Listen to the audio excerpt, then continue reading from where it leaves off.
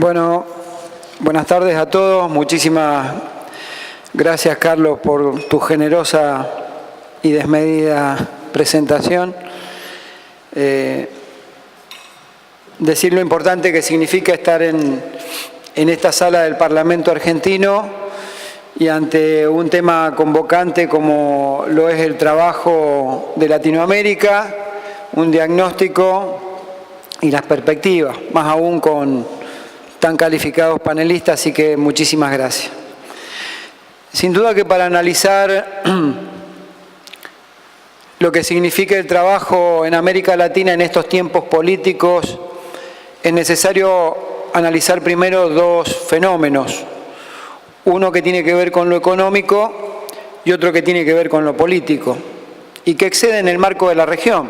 Básicamente estoy hablando de que desde el esquema económico se ha impulsado desde los grandes centros financieros internacionales y desde las grandes potencias mundiales un esquema claro de financiarización de la economía, en donde, si tomáramos como referencia que en los años 80 la cantidad de activos financieros era igual a la cantidad del PBI de producción en el mundo, y que en los tiempos que corren se multiplica por 4 los activos financieros con relación al PBI de producción del mundo, y si le agregamos los derivados de los productos financieros se multiplica por 12, claramente nos han inducido, nos han llevado estos grandes centros financieros internacionales a una economía básicamente financiera de especulación en detrimento de la producción y la generación de empleo. Si a esto le agregamos un crecimiento demográfico, no solo en la región, sino en el mundo, concluimos que la definición concreta es que el excedente de lo que significa la renta de producción, en lugar de volcarse en más producción, más generación de empleo para esa masa de trabajadores que se incorpora por esta explosión demográfica, va directamente al circuito de la especulación. ¿Esto qué hace? Voltea empleos, tira empleo, y la escasez de empleo generalmente condiciona a lo que ellos denominan el mercado de trabajo, a que las condiciones sin duda sean infinitamente menores de las que se puede ver con países con pleno empleo. El segundo fenómeno que trasciende la región y que hay que analizarlo porque es la cara visible, tiene que ver con la política y tiene que ver con la ideología. Y para que este tipo de política de financiarización, de regulación y apertura de mercados tenga un soporte político, esa cara visible es el neoliberalismo. Y el neoliberalismo no es otra cosa que la expresión del poder tratando de quedarse para sí con el proceso de globalización para sus intereses y para mejorar su tasa de rentabilidad. En ese marco, creo que está claro que casi como si fuera a reeditar un paradigma de los 90, cuando Fukuyama hablaba sobre el fin del empleo, habrá que empezar a rediscutir la contracara de aquel proceso que era Vivian Forrester hablando del horror económico ante el impulso de las políticas neoliberales. Uno se pregunta qué significa para estos países centrales que atosigan a nuestra región con sus políticas de apertura de los mercados, qué significa para ellos. Y es apertura de mercado para el tercer mundo. Somos nosotros los que tenemos que desregular la economía, somos nosotros los que tenemos que desregular el sistema financiero, la libre circulación de capitales de un lado a otro y la relocalización de las empresas producto de la globalización. Pero cuando uno mira los países centrales de donde provienen estas políticas, se encuentran con un fuerte sesgo estatista en muchos de sus parámetros, precisamente para cuidar sus productos, para cuidar sus empleos y ahora también para cuidar sus fronteras a través del aspecto inmigratorio. Claro está, lógicamente ellos lo hacen con un sesgo xenófobo en la mayoría de los casos. Entonces, habría que interpelar muchas veces, y particularmente en los países de nuestra región, a nuestro sector empresario tan afín a cultivar políticas que vienen de los países europeos o del norte de nuestra América, cuando es precisamente el paradigma en el que se fijaba, como era Gran Bretaña, quien ha decidido salir de la Unión Europea precisamente para cerrar sus fronteras.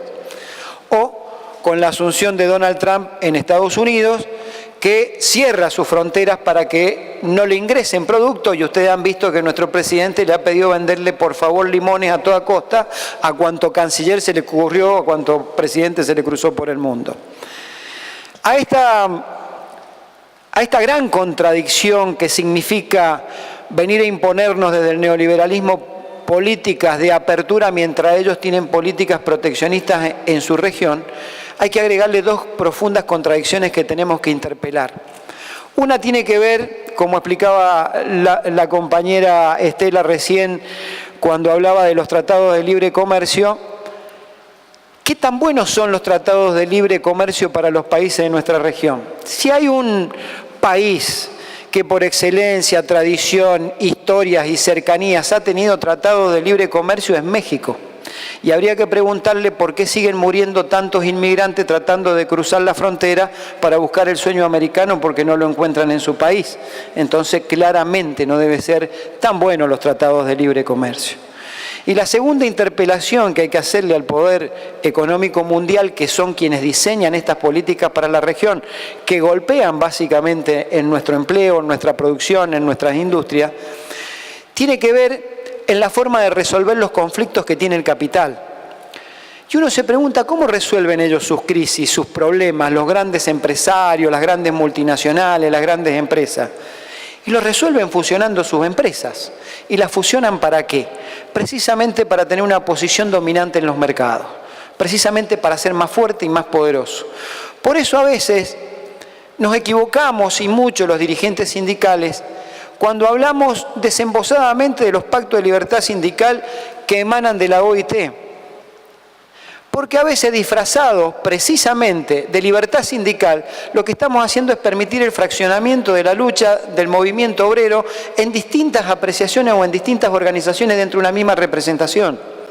Y ahí es donde quien se fusionó para ser más fuerte y más poderoso termina sometiéndonos en la debilidad de un esquema sindical que, por ejemplo, y no hablo de otros países, no nos es propio en nuestra Argentina. Entonces creo que también a veces nos debemos un debate profundo sobre esta situación. Estas políticas, desde el punto de vista económico e ideológico, tienen un impacto directo en el empleo de los trabajadores. Precisamente porque cada vez hay menos empleo, como planteaba Fukuyama en su tiempo, y esos empleos cada vez terminan fagocitando derechos de trabajadores precisamente porque es el mercado el que regula y no el Estado a través de las leyes las que protegen precisamente la seguridad social, el empleo o políticas inclusivas para los sectores que no tienen empleo en nuestros países. Uno se pregunta cómo salir de esa encrucijada, ¿no? Y creo que a problemas globales, respuestas globales. Y en nuestra región nosotros tenemos que empezar a entender que si tenemos empresas que han venido a instalarse a partir de la globalización, con la consecuencia de relocalización de empresas que conlleva la globalización, tiene que haber respuestas globales. Como mínimo tenemos que discutir una agenda mínima de derechos de estas empresas en la región. No puede ser que con esta reforma, que no es reforma, es el aniquilamiento del derecho laboral de los hermanos trabajadores de la República Federativa del Brasil, pretendan tomarlo como ejemplo para impulsar las mismas políticas, las mismas empresas en el resto de la región.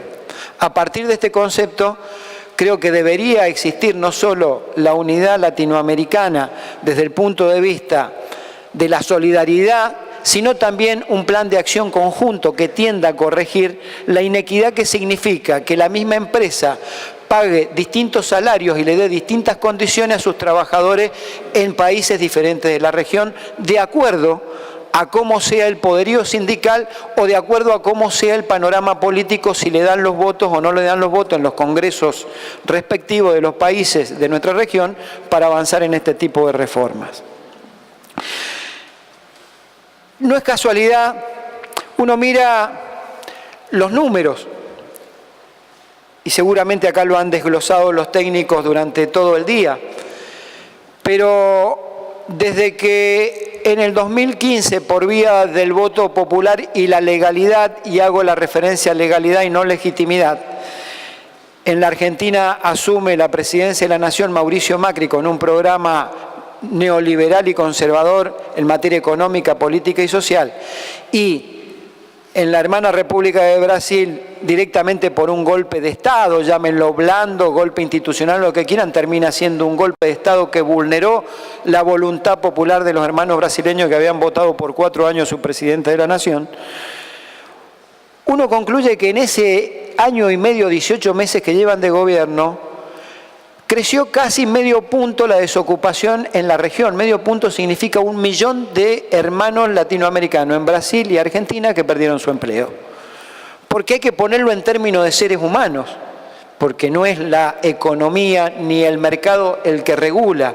En definitiva, tiene que ser la política la que regula, y las políticas impulsadas en estos países han determinado precisamente que, como ellos denominan, el mercado laboral empiece a corregirse, ya que no pueden avanzar en algunos países por vía de legislación y van a avanzar por vía del mercado precisamente, en donde tengamos menos empleo y menos derechos y menos salarios a partir de la necesidad de tener empleo precisamente.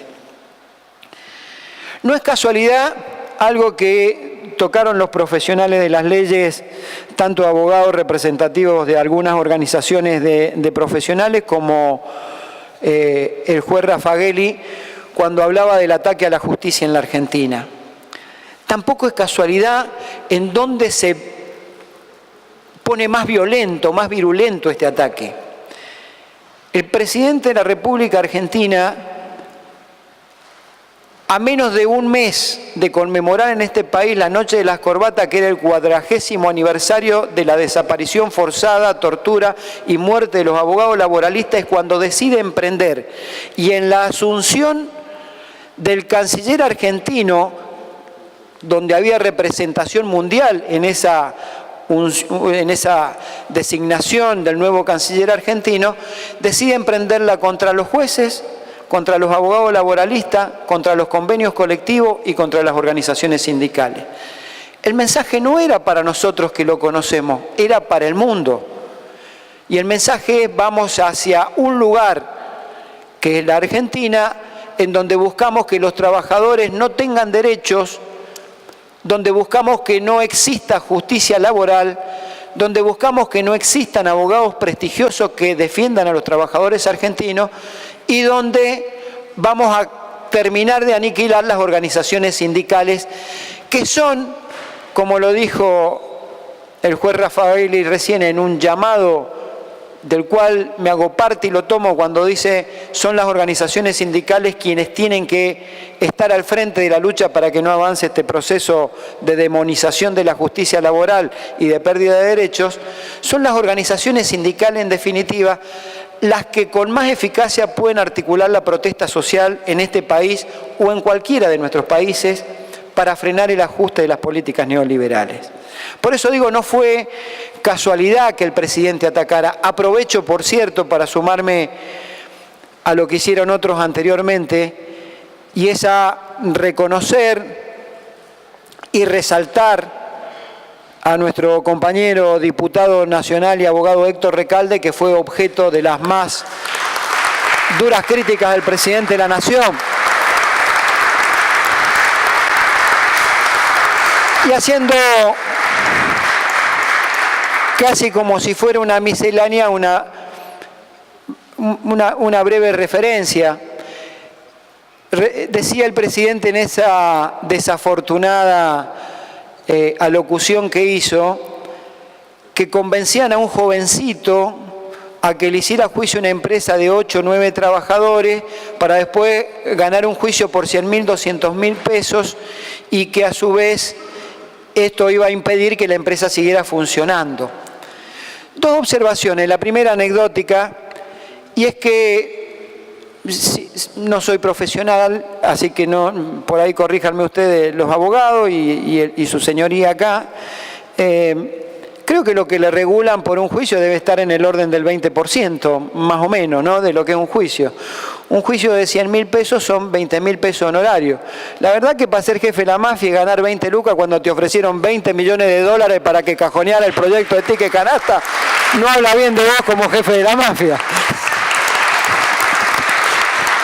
Con lo cual, claramente, nuestro querido compañero, amigo, diputado, no es el jefe de la mafia, sino que ha sido uno de los baluartes en el que el movimiento obrero vio reflejado muchos de sus reclamos históricos para recuperar derechos, y él lo ha llevado como nadie, y a veces hasta mejor que los propios dirigentes sindicales en este recinto, para impulsar leyes que han mejorado la vida de los trabajadores.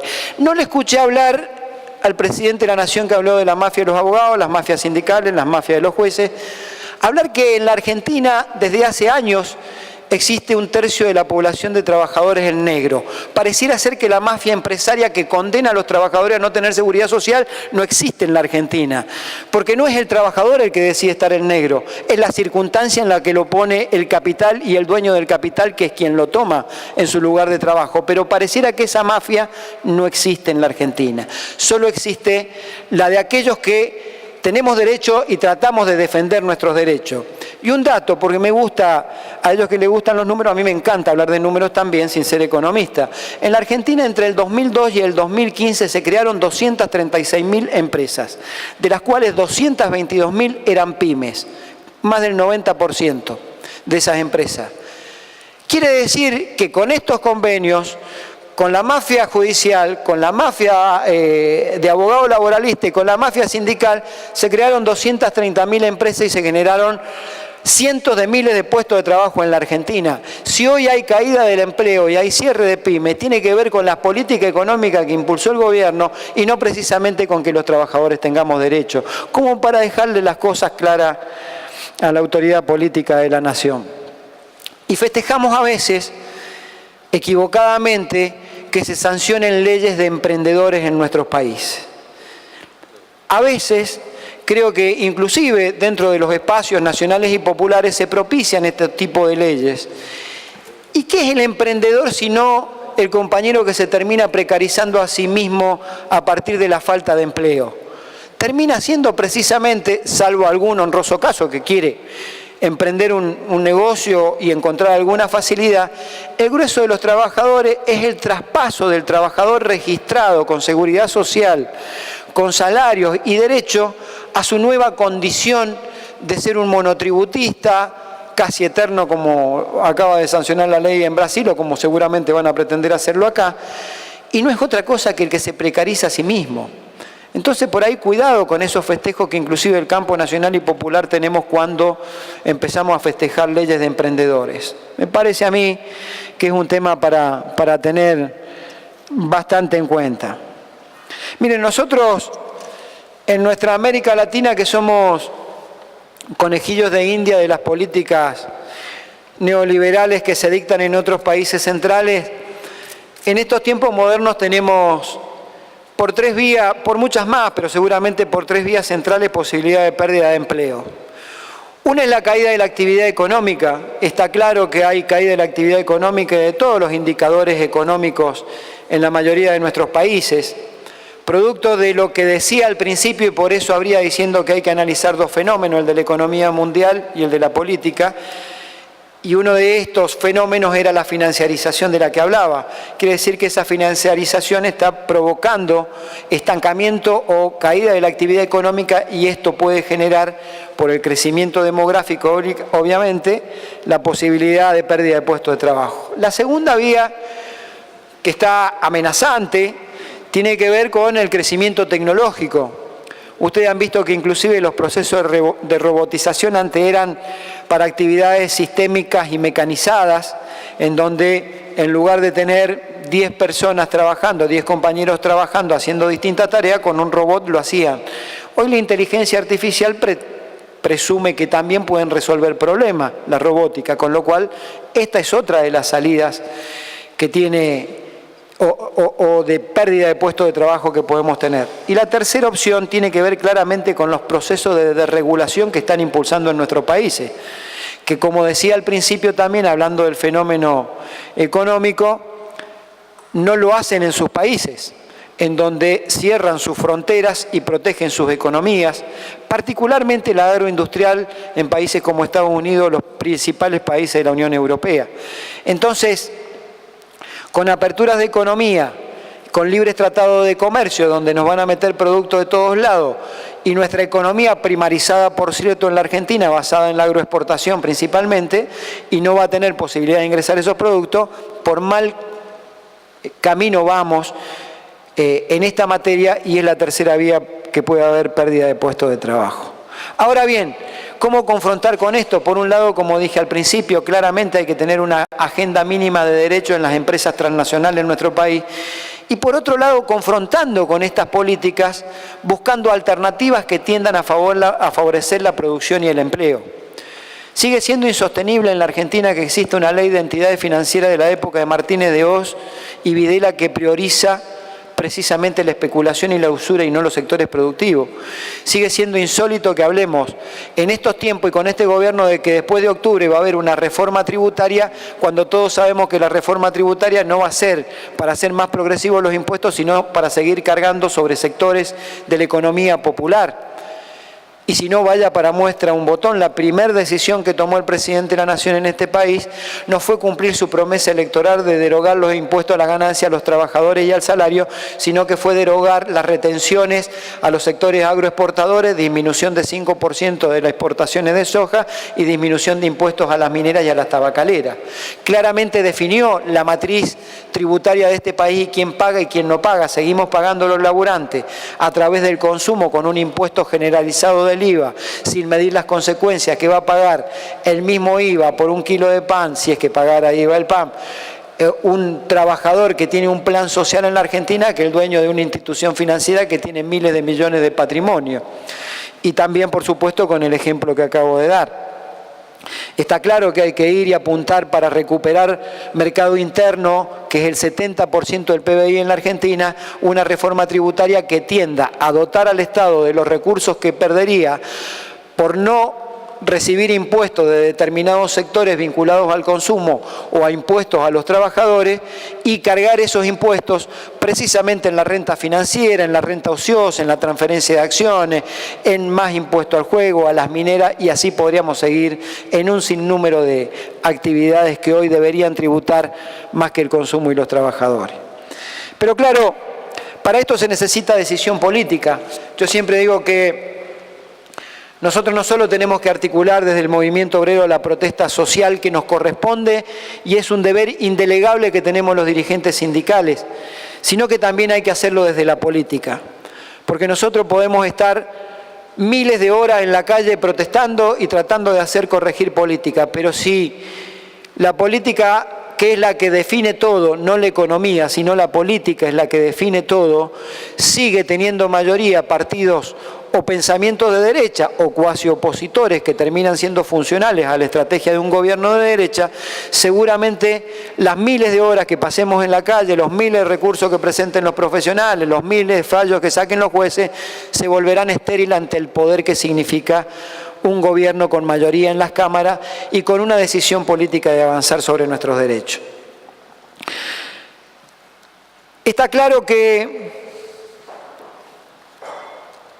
para eso necesitamos recrear básicamente los sectores populares, y hablo de nuestro país porque no me corresponde hablar de otros, y en donde converjan en estas fuerzas políticas o en estos pensamientos políticos para lograr que desde la política se modifique la realidad, distintos pensamientos del campo nacional y popular independientemente del origen partidario.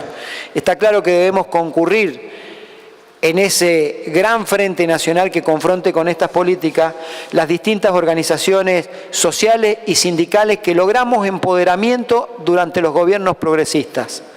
Porque uno puede enumerar cientos de cosas por las que este gobierno vino a hacerse cargo del poder. Podría decir que vino por una rebaja salarial y estaría en lo cierto. Podría decir que vino por nuestros derechos laborales y estarías en lo cierto, que vino a disciplinar la justicia laboral para que sea fiel a su designio y estaría en lo cierto. Podría decir que vino a recuperar la tasa de rentabilidad del sector empresario y estaría en lo cierto. Podría decir que vino a recuperar el poder de los monopolios y oligopolios de los servicios públicos y estaría en lo cierto, y podría seguir enumerando cientos de cosas y tendría seguramente un nivel de certeza de más del 90%. Pero equivocaríamos el eje de la cuestión si no vemos el fondo de lo que vinieron a hacer.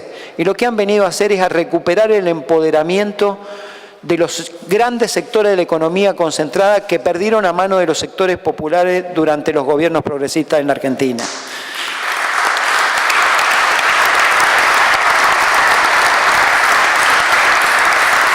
A mí me gusta citar esa metáfora, no metáfora, sino esa obra griega de Sísifo, que era el que llevaba la piedra hasta la altura de la montaña y cuando llegaba rodaba la piedra hacia abajo.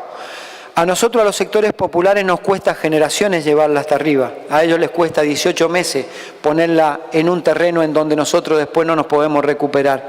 Por eso hace falta ese gran frente nacional que, más allá del frente sindical que tiene que articular la protesta social, ese gran frente nacional, independientemente de nuestra pertenencia partidaria y de nuestro origen de organización, tiene que ser el que confronte y le quite poder a estas políticas para que desde una contrapolítica a esa se generen nuevamente derechos para los trabajadores.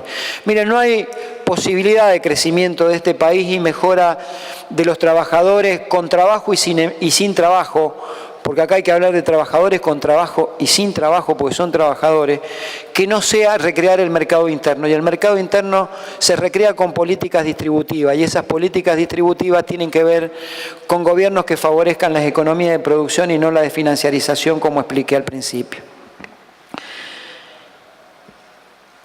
Yo quisiera por ahí concluir esta breve exposición. Primero mandaré un gran saludo al compañero Wagner Freita, presidente de la CUT y compañero bancario mío, con quien hemos compartido en la internacional de la Unifinanzas. Y decirle que hace falta una recreación de ese movimiento nacional y popular que soñaron grandes líderes de la patria en esta nación. Lo hizo Irigoyen, lo hizo Perón, lo hizo Alfonsín, lo hizo Néstor y Cristina en su tiempo, lo hicieron otros hombres que no llegaron a la primera magistratura, como socialistas, comunistas, y que hoy creo que toman nota y debida nota de la gravedad del tránsito por el que estamos andando y al camino hacia donde nos llevan. Y creo que tenemos que ser lo suficientemente amplios para contener a todos esos espacios aún en la diferencia. Porque la derecha cada vez se consolida más y cada vez es más homogénea y cada vez se junta más. Aquella hipótesis que la derecha nunca iba a ser gobierno por vía del voto popular porque solo era el 7% de los votantes de la Argentina después del 83, se dio de bruces con la realidad en la elección del 2015, en donde nos ganaron por los votos a los sectores progresistas. Y nosotros aún hoy, sumidos entre diagnosticar por qué nos quitaron el poder y entre las internas y las banalidades o las vanidades a veces, estamos perdiendo cada vez más espacio con respecto a ese espacio homogéneo. Yo creo que hay que empezar a gestar un gran frente nacional, popular y progresista que decida combatir estas políticas en este terreno y buscar sociedades en la región que tengan el mismo fin. No vaya a ser cosa que cuando nos acordemos sea tarde y tengamos que recrear aquella hipótesis o aquella teoría, mejor dicho, que desarrollaba Vivian Forrester en su libro El horror económico, cuando una de sus definiciones centrales era el miedo a no ser explotado en una sociedad. Es decir, claramente provenía de la socialdemocracia europea, del estado de bienestar y cómo se fue achicando. Luego voy a tratar de mantener mi sector, después voy a tratar de mantener mi poder adquisitivo, después dentro de mi sector voy a tratar de mantener a mis derechos, cuando me quedé sin derecho voy a tratar de mantener mi empleo y después cómo quedo con el miedo a no ser explotado porque significa que salgo del circuito laboral y lamentablemente en nuestro país, equivocadamente, se considera al trabajador sin empleo como un fracasado porque es desempleado. Como si fuera responsabilidad del trabajador generar las condiciones macroeconómicas, políticas y sociales para tener empleo. Entonces, antes que nos vuelva a pasar esto que ya nos pasó, creo que tenemos que tomar debida nota y comprendernos aún más en la diferencia, para precisamente articular desde el movimiento obrero la protesta social y desde el sector político hacer una amplia gama de pensamiento ideológico que confluya en un triunfo electoral que empiece a ponerle límites al ajuste. Nosotros desde nuestro espacio humilde, chico, si se quiere, pero con mucha fuerza intelectual, como es la corriente federal dentro de la CGT que nuclea varios sindicatos, vamos a dar ese debate que otros no están dispuestos a dar. aún en una minoría, vamos a seguir dándolo. A veces en soledad, a veces algunos se suman por conveniencia, otros por oportunismo y otros porque se empiezan a dar cuenta de que va a ser tarde cuando quieran dar el paso. Pero sepan que los gremios que integramos la corriente federal, como hermanos de otras organizaciones que no están en la corriente y que pertenecen a otras centrales de trabajadores, vamos a seguir dando muestras de autoridad intelectual, de fuerza, de lucha, para articular esa protesta social que tanta falta le hace al movimiento obrero argentino. Resulta ser que ahora somos nosotros con nuestros derechos los que tenemos que pagar por trabajar. Los convenios a la baja que se empiezan a firmar y que los han desgranado otros expositores anteriormente tienen como objetivo preservar el empleo. Entonces le hago una adenda a tu convenio para preservarte el empleo. Modifico este derecho en menos para que tengas empleo. ¿Y desde cuándo nosotros nos tenemos que pagar nuestro propio empleo? ¿Dónde está el proceso de inversión que tienen que hacer las empresas después del perdón impositivo que le dio este gobierno derogando retenciones y eliminando o disminuyendo impuestos? ¿Dónde está el proceso de inversión de las empresas extranjeras, aquella famosa lluvia de inversiones que venían al país porque se regulaban los mercados? ¿Desde cuándo el Estado deja librado al azar al bien común si su función es atender el bien común y decide despojarse de lo social para que haya precisamente más fortaleza en el sector empresario? Entonces no nos confundamos, hay que defender el empleo desde la defensa de los derechos de los trabajadores y asociados precisamente con quienes son agredidos para que no haya derecho para los trabajadores. Esto es, con los parlamentarios que deciden jugar un rol importante siendo opositores de verdad a estas peleas, con los jueces que deciden fallar a favor de la ley porque no fallan a favor de los trabajadores, fallan consecuentes con la ley y les hacen juicio político por el contenido de sus sentencias, algo que está expresamente vedado. Con los abogados laboralistas que nos acompañan en la defensa de los intereses de los trabajadores y siendo solidarios entre cada organización gremial que tenga hermanos y que tenga problemas porque son hermanos trabajadores. Nosotros no podemos mirar para otro costado mientras se le niega a los trabajadores docentes su paritaria que por ley tienen que tener. Ningún trabajador puede mirar para el costado cuando se le inicia juicio político a un juez por el contenido de su sentencia. Ningún trabajador argentino puede quedarse callado cuando se ataca a los abogados laboralistas. Ningún trabajador argentino tiene que quedarse callado cuando atacan a los legisladores o los demonizan hablando del pasado porque defienden los derechos de los trabajadores. Claro que existe una grieta en la República Argentina, existe desde el año, desde la fundación de este país está la grieta entre los que nos quieren oprimir y los que no queremos que nos opriman, y yo me siento orgulloso de pertenecer a uno de esos sectores de la grieta, y es el sector de la grieta que no quiere que lo opriman en este país desde hace 200 años.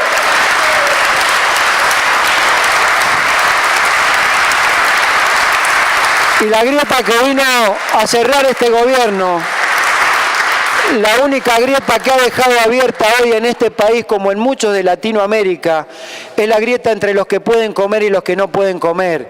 Y esa es responsabilidad del Estado, que no los asiste, que le quita derechos y que permite que se empoderen los sectores más poderosos de la Argentina para que sigan haciendo lo suyo.